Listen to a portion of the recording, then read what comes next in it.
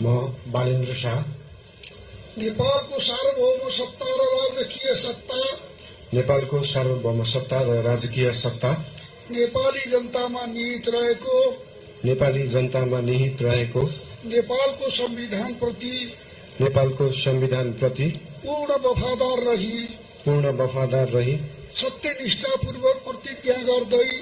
सत्यनिष्ठापूर्वक प्रतिज्ञा गर्दै ईश्वर, देश र जनताको नाममा शपथ लिन्छु कि प्रधानमन्त्री पदको जिम्मेवारी प्रचलित कानूनको पालना गरी मुलुक र जनताको भलो चिताई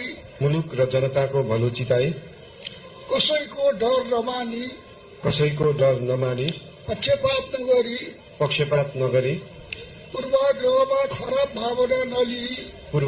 वा खराब भावना नलिई ईमानदारीका साथ गर्नेछु र आफ्नो कर्तव्य पालनको सिलसिलामा आफूलाई जानकारीमा आएको कुरा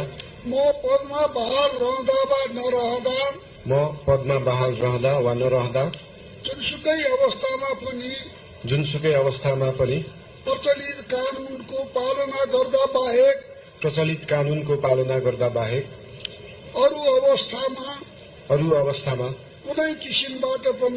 कुनै किसिमबाट पनि प्रकट वा संकेत गर्ने छैन। धन्यवाद। यसपछि नवनियुक्त सम्माननीय प्रधानमन्त्रीज्यूलाई आफ्नो आसनमा रही शपथ पत्रमा हस्ताक्षर गरिदिनु हुन अनुरोध गर्दछु।